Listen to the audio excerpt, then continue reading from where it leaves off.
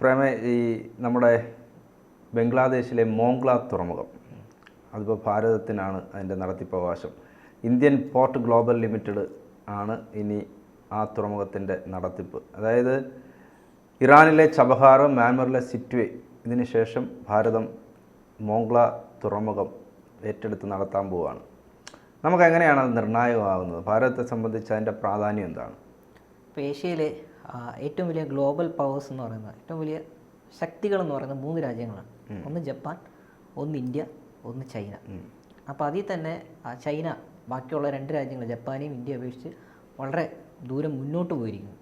സമ്പത്തിൻ്റെ കാര്യത്തിലായിരുന്നു കഴിഞ്ഞാലും സൈനിക ശക്തി നമുക്ക് പറയാൻ കഴിയില്ല. കാരണം ചൈനയുടെ സൈനിക ശക്തിയൊക്കെ ഒരു സോപ്പുമുള പോലെ ഊതിപ്പെരിപ്പിച്ച ഒരു കാര്യമാണ്. പക്ഷേ സാമ്പത്തിക നിലയിൽ അവർ വളരെയേറെ മുന്നോട്ട് പോയിട്ടുണ്ടെന്നുള്ള യാഥാർത്ഥ്യമാണ്. അപ്പോൾ അതിൻ്റെ ഭാഗമായിട്ട് മറ്റൊരു ഗ്ലോബൽ പവർ ഏഷ്യയിൽ നിന്ന് ഉയർന്നു വരുന്നത് അവർക്ക് ചൈനയ്ക്ക് അംഗീകരിക്കാൻ പറ്റുന്ന ഒന്നല്ല. അപ്പോൾ അതുകൊണ്ട് അവർ കാലാകാലങ്ങളായിട്ട് ഇന്ത്യയെ ഒന്ന് വരിഞ്ഞു മുറുക്കി നിർത്തിയിരിക്കുകയാണ്. ഇന്ത്യയെ ഒരു പരിധിയിൽ കൂടുതൽ ഇന്ത്യയുടെ എക്കണോമിക് പ്രോഗ്രസ്, സാമ്പത്തിക പുരോഗതിയൊക്കെ വരുമ്പോഴത്തേക്കും ഇന്ത്യക്കകത്ത് എന്തെങ്കിലും ഒരു ചെറിയ പൊട്ടലോ ചീറ്റലോ സമരങ്ങളൊക്കെ ഉണ്ടായെന്നൊക്കെ ഇരിക്കും. അപ്പോൾ ഇതിൻ്റെ എല്ലാം ഒരു ആഫ്റ്റർ എഫക്റ്റ് എന്ന് പറയുന്നത് ഈ സമ്പദ് മേഖല താഴോട്ടേക്ക് ഒന്ന് ഡിക്ലൈൻ ചെയ്യിക്കാൻ കഴിയുമെന്നുള്ളതാണ്. അപ്പോൾ ഇത് ഡിപ്ലോമാറ്റിക് തലത്തിൽ ചൈന ഇത് നടപ്പിലാക്കുന്നത് ഇന്ത്യയുടെ ചുറ്റുമുള്ള അയൽ രാജ്യങ്ങളിലേക്ക് വലിയ രീതിയിലുള്ള ലോണുകളും അതുപോലെ സഹായങ്ങളും ഒക്കെ ചെയ്തിട്ടാണ്. അപ്പോൾ അത് നേപ്പാളിൽ ചൈന വലിയ രീതിയിൽ ഇൻവെസ്റ്റ് ചെയ്തിട്ടുണ്ട്.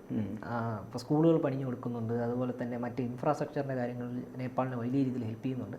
അപ്പോൾ അതിൻ്റെയൊക്കെ ഭാഗമായിട്ടാണ് 2021 നമ്മുടെ ഈ ഗാൽവൻ ക്ലാഷൊക്കെ വന്നപ്പോഴത്തേക്കും നേപ്പാൾ ചെറുതായിട്ട് ഇന്ത്യയുമായിട്ടൊന്ന് ഉരസിയത്. അപ്പോൾ നേപ്പാൾ മാത്രമല്ല, നേപ്പാളിലെ ഏതാനും സ്കൂളുകളിലൊക്കെ മാൻഡറിൻ ചൈനയുടെ ഭാഷ നിർബന്ധിച്ച് പഠിപ്പിക്കുന്നൊക്കെ ഉണ്ടായിരുന്നു. അപ്പോൾ ചൈന ഈ ഇന്ത്യക്ക് ചുറ്റുമുള്ള ഈ രാജ്യങ്ങളിലേക്ക് ഇൻഫ്ലുവൻസ് വ്യാപിപ്പിച്ചുകൊണ്ട് അവിടങ്ങളിലായിട്ട് ഈ ലോണൊക്കെ കൊടുത്ത് അവിടെ ഇൻഫ്രാസ്ട്രക്ചറും മറ്റും എന്നുള്ള പേരിലൊക്കെ ഈ കടന്നു കയറി സ്ഥാനം പിടിക്കുന്ന ഈ ഒരു ഡിപ്ലോമാറ്റിക് ആയിട്ടുള്ള ഈ തന്ത്രത്തിൻ്റെ പേര് സ്ട്രിങ് ഓഫ് പേൾസ് എന്നാണ്.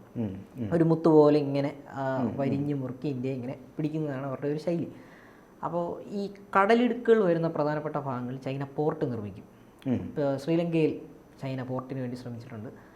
ബംഗ്ലാദേശിൽ തന്നെ ഈ മോംഗ്ല പോർട്ടിന് വേണ്ടി ചൈന ബിഡ് ചെയ്തിട്ടുണ്ട്. ചാബഹാറിലത്തേക്ക് വേണ്ടി ചൈന ബിഡ് ചെയ്തിട്ടുണ്ട്. അങ്ങനെ ചൈന ഇതിലേക്ക് വലിയ രീതിയിലേക്ക് ഇൻവെസ്റ്റ് ചെയ്തിട്ടുണ്ട്. ഇപ്പോൾ പാകിസ്ഥാനിലേക്ക് ഗ്വാദർ പോർട്ടാണ് അവർ ചെയ്തിട്ടുള്ളത്. പാകിസ്ഥാന് പിന്നെ വേറെ വഴിയില്ല, അവർ തന്നെ സാമ്പത്തികമായിട്ട് അനുസരിച്ചിരിക്കുക എന്നുള്ളതല്ലാതെ വേറൊന്നും ചെയ്യാൻ പറ്റില്ല. അപ്പോൾ ഇത് നമുക്ക് കുറേ കാലത്തേക്ക് നോക്കിയിരിക്കാൻ പറ്റില്ലല്ലോ. കാരണം കടലിടുക്കുകളിലെ പോർട്ട് ചൈന കൈകാര്യം ചെയ്യുന്നു എന്ന് പറഞ്ഞു കഴിഞ്ഞാൽ അതിൻ്റെ അർത്ഥം അവിടെ സൈനികമായിട്ട് ചൈനയ്ക്ക് ഒരു അപ്പർ ഹാൻഡ് ഉണ്ട് എന്നുള്ളതാണ്. നാളെ ഈ വഴി കൂടി വരുന്ന നമ്മുടെ ഷിപ്മെൻറ്റോ കാർഗോയോ അതുപോലെ നമ്മുടെ എക്സ്പോർട്ടോ മറ്റോ ഒക്കെ ചൈനയ്ക്ക് ഈസി ആയിട്ട് ഇവിടെ നിന്ന് വേണമെന്നുണ്ടെങ്കിൽ മോണിറ്റർ ചെയ്യാം, അതിനെ ബ്ലോക്ക് ചെയ്യുകയും ചെയ്യാം. അപ്പോൾ ഇങ്ങനെയുള്ള ഒരു ത്രെട്ട് ഇന്ത്യ കാര്യമായിട്ട് നിരീക്ഷിച്ചു കൊണ്ടുവരികയും അതിനെതിരെ ഒരു കൗണ്ടർ പ്ലാൻ എന്നുള്ള രീതിയിൽ പല കാര്യങ്ങളും ആവിഷ്കരിക്കുകയും ചെയ്തിട്ടുണ്ട്. അപ്പോൾ ആ പ്ലാനിൻ്റെ പേരാണ് നെക്ലസ് ഓഫ് ഡയമണ്ട് എന്ന് പറയുന്നത്. ഡിപ്ലോമാറ്റിക് തലത്തിൽ നമ്മൾ അതിനെ വിളിക്കുന്നത് നെക്ലസ് ഓഫ് ഡയമണ്ട് എന്നുള്ളതാണ്. ചൈനയുടെ സ്ട്രിങ് ഓഫ് പേൾസിനെ നമ്മളൊരു വജ്രമാല പോലെ തിരിച്ചിരിച്ച് ഇതേ രാജ്യങ്ങളിലൂടെ റിവേഴ്സായിട്ട് കൗണ്ടർ ചെയ്യുന്നുണ്ട്. പക്ഷേ ഇന്ത്യ കുറേ കൂടി അഗ്രസീവായിട്ട് അയൽ രാജ്യങ്ങളിലേക്കാൾ ഉപരി ചൈനയെ സറൗണ്ട് ചെയ്യുന്ന രാജ്യങ്ങളെ കൂടി നമ്മൾ ഫോക്കസ് ചെയ്യുന്നുണ്ട് എന്നുള്ളതാണ് അതിൻ്റെ ഏറ്റവും പ്രധാനപ്പെട്ട ഭാഗം. നമ്മൾ ജപ്പാനുമായിട്ട് അതിർത്തി പങ്കിടുന്നില്ല, പക്ഷേ ജപ്പാനുമായിട്ട് നമ്മൾ കാര്യമായിട്ട് ഈ പദ്ധതിയുടെ ഭാഗമായിട്ട് കൂടുതൽ അടുക്കുന്നുണ്ട്. അപ്പോൾ ഇതിൻ്റെ ഭാഗമായിട്ടാണ് ഇറാനിലെ നമ്മൾ ചാബഹാർ പോർട്ട് നമ്മൾ ബിഡ് ചെയ്ത് പിടിച്ചത്. അത് ഇന്ത്യയുടെ സമീപകാലങ്ങളിലെ ഏറ്റവും വലിയ നയതന്ത്ര വിജയം. കാരണം റൈസ്വി ഈ ഇടയ്ക്ക് മരണപ്പെട്ട ഹെലികോപ്റ്റർ അദ്ദേഹം ഒരു പ്രോ ഇന്ത്യ ആയിട്ടുള്ള പ്രസിഡന്റ് ആയിരുന്നു. അദ്ദേഹത്തിന് ഇന്ത്യയോടായിരുന്നു കൂടുതൽ ചായ്വ് ഉണ്ടായിരുന്നത്.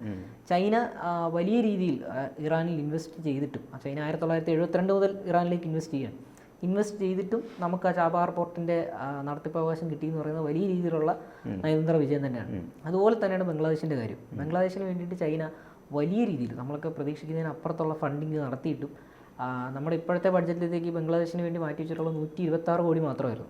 എന്നിട്ടും ബംഗ്ലാദേശ് നമുക്ക് മോംഗ്ല പോർട്ട് ഓപ്പറേഷന് തരിക എന്ന് പറഞ്ഞാൽ നമുക്ക് രണ്ടാമത്തെ വലിയ പോർട്ടാണ്. അപ്പോൾ ഇതിലെ ഒരു സ്ട്രാറ്റജിക് ഇമ്പോർട്ടൻസ് എന്ന് പറയുന്നത് കൊൽക്കട്ടയ്ക്ക് അടുത്താണ് ബംഗ്ലാദേശിൽ ഈ പോർട്ട് വരുന്നത്. അപ്പോൾ ഇതിൻ്റെ തൊട്ടടുത്താണ് നമ്മൾ ആൻഡമാൻ ദ്വീപിൽ ഗ്രേറ്റ് നിക്കോബാർ പ്രോജക്റ്റ് എന്ന് പറഞ്ഞിട്ട് ഒരു പ്രോജക്റ്റ് നമ്മൾ തുടങ്ങിയിട്ടുള്ളത്. അപ്പോൾ അതും ഇതുമായിട്ട് നമ്മൾ ചേർത്ത് വായിക്കുമ്പോഴേ ഇതിൻ്റെ കംപ്ലീറ്റ് ആയിട്ടുള്ള പ്രാധാന്യം. അപ്പോൾ ചൈനയുടെ ഷിപ്മെൻറ്റ്, അത് ചൈനയുടെ 75% വരുന്ന എനർജി ഇമ്പോർട്ട്സ് എല്ലാം നടക്കുന്നത് ഈ മലാക്ക കടലിടുക്കിലൂടെയാണ്. അത് ഈ കടലിടുക്കിലൂടെ, ഇന്ത്യൻ മഹാസമുദ്രത്തിൽ ഈ കടലിടുക്കിലൂടെ വന്നാണ് ചൈനയിലോട്ട് ഈ കപ്പലുകളെല്ലാം വരുന്നത്. അപ്പോൾ ഇവിടെ ഇതൊരു ചെറിയ ഇടുക്കാണ്, ഇവിടെ നിന്നാണ് നമ്മൾ ഷിപ്മെൻ്റ് എല്ലാം വരുന്നത്. അപ്പോൾ ഇന്ത്യക്ക് ഇവിടെ നിക്കോബാറിലത്തേക്ക് ഒരു സൈനിക മേഖല നമ്മൾ സ്ഥാപിച്ചിട്ടുണ്ട്. അതിൻ്റെ തൊട്ടടുത്ത് തന്നെ പണ്ട് നെഹ്റു കൊക്കോ ദ്വീപുണ്ട്, മ്യാൻമാറിലെ കൊക്കോ ദ്വീപ്. മ്യാൻമാറിന് അദ്ദേഹം നമുക്ക് കിട്ടേണ്ട സ്ഥലമായിരുന്നു, പക്ഷേ അദ്ദേഹം അത് മ്യാൻമാറിന് വേണ്ടി കൊടുത്തു. അവിടെ നിന്നുകൊണ്ടാണ് അവിടെ പിന്നെ ചൈന ഒരു അപ്പർ ഹാൻഡ് നേടുകയും ചൈന ഇപ്പോൾ അവിടെ ഒരു ബേസ് സ്ഥാപിക്കുകയും ആ ബേസിൽ നിന്നുകൊണ്ട് ഇന്ത്യയിലെ DRDOയുടെ ആക്ടിവിറ്റീസ് എല്ലാം മോണിറ്റർ ചെയ്യുകയും ചെയ്യുന്നുണ്ട്, സ്പൈ വർക്ക് ചെയ്യുന്നുണ്ട്. അപ്പോൾ ഇത് ഇന്ത്യക്ക് കുറേ കാലം നോക്കി നിൽക്കാൻ പറ്റുന്നൊരു കാര്യമല്ല. അതിനെ കൗണ്ടർ ഫീറ്റ് ആയിട്ട് ഇന്ത്യ ചെയ്തൊരു പ്ലാനാണ് ഗ്രേറ്റ് നിക്കോബാർ പ്രോജക്റ്റ്. അപ്പോൾ ഈ നിക്കോബാർ പ്രോജക്റ്റിൻ്റെ ഭാഗമായിട്ട് ആൻഡമാനിലെ തിരഞ്ഞെടുക്കപ്പെട്ട ദ്വീപുകളിലെല്ലാം ഇന്ത്യ സൈനിക വിന്യാസം നടത്തുന്നുണ്ട്. നേവൽ ബേസുകൾ സ്ഥാപിക്കുന്നുണ്ട്, എയ്റോപ്ലെയിനുകൾ കൊണ്ടുവരുന്നുണ്ട്, ഫൈറ്റർ ജെറ്റുകൾ കൊണ്ടുവരുന്നുണ്ട്, വലിയ രീതിയിലുള്ള വികസനങ്ങൾ നടക്കുന്നുണ്ട്. അതിൻ്റെ കൂട്ടത്തിൽ ഇപ്പോൾ ബംഗ്ലാദേശിൽ നിന്ന് ഈ പോർട്ട് കൂടി കിട്ടിക്കഴിയുമ്പോഴത്തേക്കും നമുക്ക് പൂർണ്ണമായിട്ട് ഈ മേഖലയിൽ ഒരു സമ്പൂർണ്ണമായിട്ടുള്ള ഒരു ആധിപത്യം നമുക്ക് ഒരുവിധം നേടാൻ കഴിയും. അപ്പോൾ ഇത് ചൈനയ്ക്ക് മനസ്സിലായതിനു ശേഷം ചൈന ഇതിന് ബദലായിട്ട് വേറൊരു പദ്ധതി നോക്കുന്നുണ്ട്. തായ്ലാൻഡിൽ നിന്നും നേരെ ചൈനയിലേക്ക് പോകുന്ന ഒരു പദ്ധതി നോക്കിയിട്ടുണ്ടെന്നുണ്ടെങ്കിലും അത് ഇതിനേക്കാൾ കോസ്റ്റ് എഫക്റ്റീവാണ്. കാരണം സമയം ലാഭമാണ്, കാശും ഇതിനേക്കാൾ കുറവാണ്, ഇതിൻ്റെ ചിലവും കുറവാണ്. പക്ഷേ ആ പദ്ധതി നടപ്പിലാക്കിയാൽ കൂടിയും ഇന്ത്യ ഉൾപ്പെടുന്ന ഈ ഭാഗത്തുകൂടി മാത്രമേ ഈ ഷിപ്മെൻറ്റിന് കടക്കാൻ കഴിയും. അപ്പോൾ അങ്ങനെ കടക്കാൻ കഴിയുമ്പോൾ ഇന്ത്യ ഇതിൽ വലിയൊരു പ്രാധാന്യം വഹിക്കുന്നുണ്ട്. ഇന്ത്യ അതിന് വേണ്ടിയിട്ടാണ് ഈ പോർട്ടുകളെല്ലാം ഇങ്ങനെ ബിൽഡ് ചെയ്ത് കൊണ്ടുവരുന്നതും ചൈനയ്ക്ക് ഒരു കൗണ്ടർ ഫീറ്റ് ആയിട്ട് നമ്മൾ ഇത്തരം പോർട്ടുകൾ ബിൽഡ് ചെയ്ത് കൊണ്ടുവരുന്നത്. കാരണം അങ്ങനെ കൊണ്ടുവരുമ്പോഴുള്ള പ്രാധാന്യം നമുക്കിവിടെ സൈനികമായിട്ടുള്ള ഒരു അപ്പർ ഹാൻഡ് കൂടി കിട്ടുകയും നാളെ ചൈനയുമായിട്ട് എന്തെങ്കിലും ഒരു പ്രശ്നമോ അല്ലെങ്കിൽ നമ്മളുമായിട്ട് ബന്ധപ്പെടുന്ന എന്തെങ്കിലും ഒരു പ്രശ്നം ചൈനയെ ബാധിക്കുകയോ മറ്റോ ചെയ്യുകയാണെന്നുണ്ടെങ്കിൽ നമുക്ക് ഇത്തരം മേഖലകളിലുള്ള ഒരു പ്രാധാന്യം വലിയ നിർണായകമായിരിക്കും. അതായത് ഇന്ത്യൻ സമുദ്രത്തിൽ ചൈന ഉണ്ടാക്കുന്ന ഈ പറഞ്ഞതുപോലെ ചുരുക്കി പറയുകയാണെങ്കിൽ ഇന്ത്യൻ സമുദ്രത്തിൽ ചൈന ഉണ്ടാക്കുന്ന ഒരു സ്വാധീനമുണ്ടല്ലോ, അതിനെ ശക്തമായി ചെറുക്കാൻ നമുക്ക് ഇതുവഴി പറ്റും.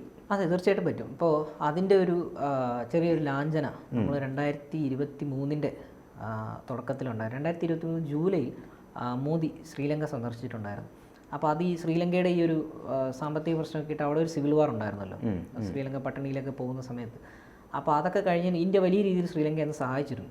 അപ്പോൾ അതിനുശേഷം അതിൻ്റെ പ്രധാനപ്പെട്ട ഒരു കാരണം ഈ ചൈനയുടെ ഡെപ്റ്റ് ട്രാപ്പും കൂടാണ്. ഇവർ ഈ കണക്കില്ലാതെ പൈസ കടം കൊടുക്കും, കടം കൊടുത്തതിന് ശേഷം അത് തിരിച്ചടയ്ക്കാൻ പറ്റാത്തപ്പോഴത്തേക്കും സ്വാഭാവികമായിട്ട് ഇവർ ആ സ്ഥലങ്ങളിലേക്ക് ഒരു അപ്രമാദിത്വം നേടി പതുക്കെ പതുക്കെ അത് പിടിച്ചെടുക്കും.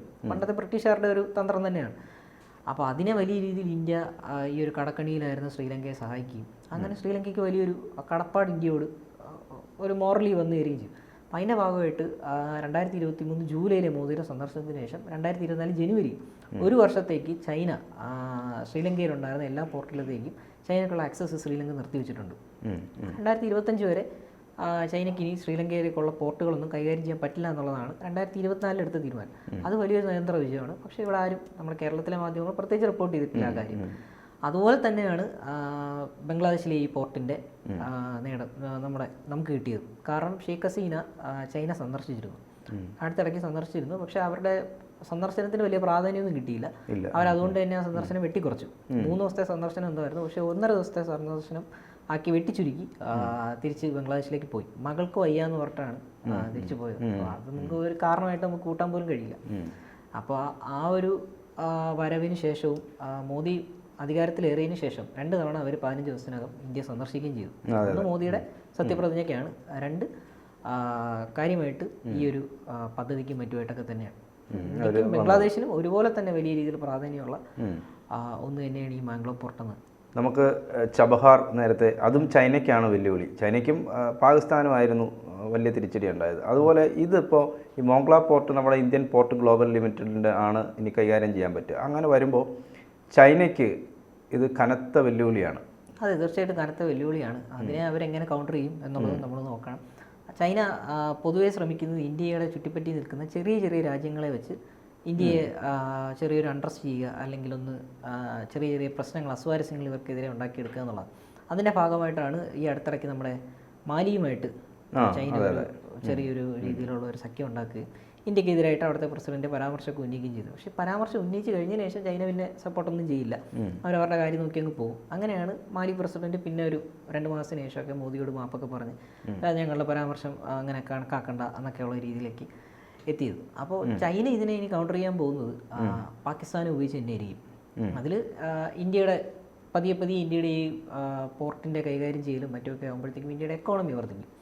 ഇന്ത്യയുടെ എക്കോണമിയും അതുപോലെ മേഖലയിലെ പ്രാധാന്യം വർദ്ധിക്കുമ്പോഴും അത് ചൈനയ്ക്ക് ഇഷ്ടപ്പെടുന്ന ഒരു കാര്യമായിരിക്കില്ല. സ്വാഭാവികമായിട്ട് ചൈന ഇന്ത്യക്കകത്ത് തന്നെ ഇന്റേണലി ഉള്ള പ്രശ്നങ്ങളിൽ ഇന്ത്യ തളച്ചിടാനായിട്ടായിരിക്കും നോക്കുക. അപ്പോൾ എന്തെങ്കിലും ഒരു ചെറിയ സമരങ്ങളിലെ ആളിക്കത്തിക്കാൻ നോക്കും. അല്ലെങ്കിൽ വേറെന്തെങ്കിലും കലാപങ്ങളോ മറ്റോ ഓർക്കസ്ട്രേറ്റ് ചെയ്യാൻ പാകിസ്ഥാനായിട്ട് കൂടെ നിന്ന് പ്ലാൻ ചെയ്യും. ചൈന സ്ഥിരമായിട്ട് ചെയ്തുകൊണ്ട് വരുന്നത് അങ്ങനെ തന്നെയാണ്. അല്ലെങ്കിൽ അതിർത്തിയിൽ എന്തെങ്കിലും ഒരു ക്ലാഷ്, ലാൽവൻ ക്ലാഷ് പോലെ. ലാൽവൻ ക്ലാഷ് തന്നെ ഉണ്ടായത് ചൈനയെ വുഹാൻ വൈറസിൻ്റെ സാന്നിധ്യം ചൈനയിൽ ഉണ്ടെന്ന് ഇന്ത്യ WHO പറഞ്ഞതിന് ശേഷമാണ്. അപ്പം അങ്ങനെയുള്ള കാര്യങ്ങൾ ചൈന ഇനി കൂടുതൽ ഫോക്കസ് ചെയ്യും എന്ന് തന്നെയാണ് ഞാൻ കരുതുന്നത്. യെസ്.